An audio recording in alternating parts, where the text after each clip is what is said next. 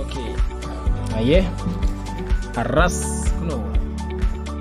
Mata duree biraatiin walitti deebinee jirra. Saayinsii waliigalaa kan kutaa 8ffaatii yaadannoo bareedaa gabaabaa qabannee ibsa isaatii wajjin isiniif qabadheetiin jira. Duratti assalaamu alaykum wa rahmatullahi wa barakaatuh. Salaamtaa oowwituun koo bakka jirtanitti isin haa geessu isiniin jechaa. Mata dureen keenya kan arraan tanaa waa'ee qabee dhangala'oo safaruuti. How we can measure the liquids. Akkamiin measure godhuu dandeenya? Measure akkamitti godhuu dandeenya kan jedhu. Qabee dhangala'oo akkamitti safaruu akka dandeenyu kan jedhudha. Jennee itti fufna gaa. Haga boqonnaa lama xumura boqonnaa lamaatti nu hordofan yaada kooti jechuudha. Asitti qabee dhangala'oo safaruu jedha. Qabeen wantoota dhangala'oo, wantoota jajjaboo, wantoota gaazii ta'an fakkeenya ni jira. Qabeen wantoota dhangala'oo of keessa qabatee jiru safaruu akkamitti safarama kan jedhu. Fakkeenya dhangala'oowwan boca murtaa'e hin qaban. Garuu meeshaa safaraa isaan baatu qabaata. Qabeen isaa jechuudha. Meeshaan qabee dhangala'oo safaruuf gargaaru maal jedhama jennaan? Silindarii safaraa jedhama. Meeshaan qabee dhangala'oo safaruuf gargaaru silindarii safaraa jennaan. Asitti boca murtaawaa hin qaban jedha. Een qaban. Boca murtaawaa qabaachuu jechuun boca silindarii, boca geengoo, boca iskeerii, boca reektaangalii, boca jennee dubbachuu dandeenyu bishaan yookiin zeetni qabaachuu ni danda'a yoo jenne qabaachuu hin danda'u. Dhangala'oodha lafarra yaa'uu danda'a waan ta'eef. Bocni inni qabu maali? Boca wanta keessa gadi naqamee jiruuti. Fakkeenyaaf wanta boca geengoo qabu tokko yoo neene bocni isaa dhangala'oon suni bocuma san qabatee ta'a. Fakkeenya fuunee waan bocni isaa iskeerii qabu tokkotti yoo neene bishaanichi bocuma wanta iskeerii san guutee yeroo taa'u boca iskeerii san qabaa jechuudha. Kanaaf dhangala'oon boca murtaa'aa mataa isaa kan ittiin ibsamu hin qabu. Kana asirraa hubannaa jechuudha. Garuu ammoo boca meeshaa safaraa keessatti baatamee jiru san ni qabaata jechuudha. Boca meeshaa sanii. Meeshaan qabee tokko safaruudhaaf gargaaru, qabee dhangala'oo tokko safaruuf gargaaru maal jedhama jennaan? Silindarii safaraa jennaan. Baay'ee gaarii. Akkasuma qabeen dhangala'oo suni yuunitii mataa isaa qaba yeroo safarru jechuudha. Yuunitiin qabee dhangala'oo ittiin safaramu liitirii jedhama. Maal jennaani? Liitiriidhaan safarama jechuudha. Yuunitiin qabee dhangala'oo safaruudhaaf nu gargaaru liitiriidha jechuudha. Yuunitiin birootis ni jiru. Kun kan irratti walii galame yommuu ta'u kan birootis ni jira. Yuunitiin biroo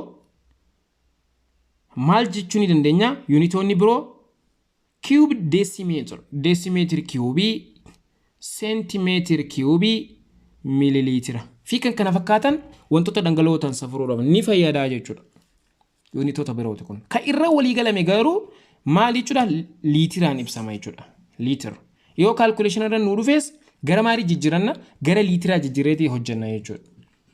Kanaaf yuunitiin dhangala'oo qabee dhangala'oo ittiin safaramu liitirii jedhama jechuudha. Fakkeenyaaf asitti tokko liitirri meeqaa 1000 miililiitira. Liitiratti yommuu ilaallu 1000 miililiitira jechuudha. Tokko liitirri miililiitira meeqaatu tokko liitira ta'uu danda'a? Bishaan liitira tokko miililiitira meeqaa ta'uu danda'a yoo nuun jaame 1000 miililiitiraatu bishaan liitira tokko nu kenna jechuudha. Akkasuma 1000 seentimeetiri kiubiititu liitira takka nu kenna. Liitira takka nu kenna jechuudha. Baay'ee gaariidha. Kuni hamma safaramee jirudha. Tokko liitirri 1000 seentimeetiri kiubiidhaa wajjin wal qixa ta'uu tokko miililiitirri 1000 miililiitirri tokko liitira wajjin wal qixa ta'uudha asitti nu agarsiisa. Inni itti aanu qabee jajjaboo boca sirnaawaa hin qabne safaruu jedha. qabee jajjaboo boca sirnaawaa hin qabne safaruu jedha asitti jechuudha. Akkana yeroo jennu fakkeenya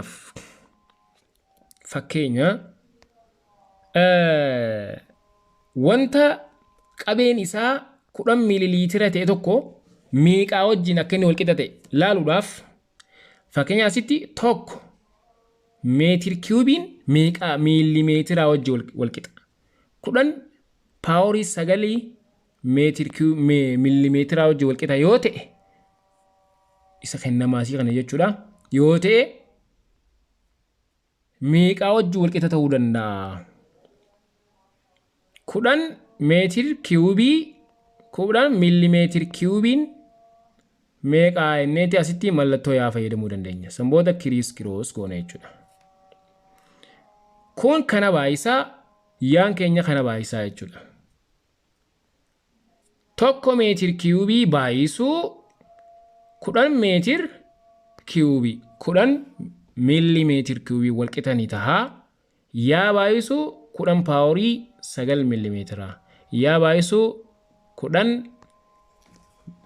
paaworii 9 miilimeetira. Kana booda yaa keenya qofatti hambifachuudhaaf jala 10 paaworii 9 miilimeetira. Asiinis 10 paaworii 9 miilimeetira. 10 paaworii 9 miilimeetira 10 paaworii 9 miilimeetira wajjin wal dhaamsa. San booda maaltu hafa? Kunii fi inni kunii fi kunis wal dhaamsa. Wanni nu hafu waayidha. Yaan keenya walqixa ni taha 10 paaworii 9 asi 10 paaworii takkaati. Kanaaf maal ta'a jennaan 10 paaworii takkaasuunii herresoo 10 paaworii 9 walirraa hirrifna jechuudha. Takka hirrisuu 9 maal ta'a? 8. Saniifuu 10 paaworii hii negatiiva 8 jennee negatiiva 8 jennee kun keessa hin jiru soorii negatiiva 8 jennee kaachuu dandeenya jechuudha. Kanaaf maal ta'a? Waa'in keenya walqixa ni taha hee 10 paaworii negatiiva 8 meetir kiubiidha jechuudha. Fakkeenya inni lammaffaadha. Maal jaa? Blookiin rectangulaawaa dheerinni isaa 20 seentimeetira ta'e. Seentimeetiraan ibsu jira. Dalgeen isaa 10 seentimeetira ta'e hojjaan ammoo 2 seentimeetira qaba yoo ta'e qabeen jajjaboo kanaa meeqaa? Yoo jedhu kennamarra dhaabbannee beekuu dandeenya. Blookii rectangulaa waan jee jiruuf formulaan qabee isa kanaa maal ta'a? V'n keenya walqixa ni taha. Look. LWH. L keenya maali? Dheerina. W keenya dalgeedha. H keenya hojjaadha jechuudha. Kana booda L keenya meeqaan nu kanname? 20.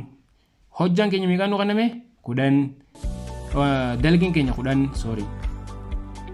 Hojjaan keenya meeqaan nu kanname? 2 seentimeetira. Walii yoo baay'iftu 20 baay'isuu 10 baay'isuu 2 yoo goonu 4 seentimeetira kiubii nu ta'a jechuudha. Baay'ee gaarii.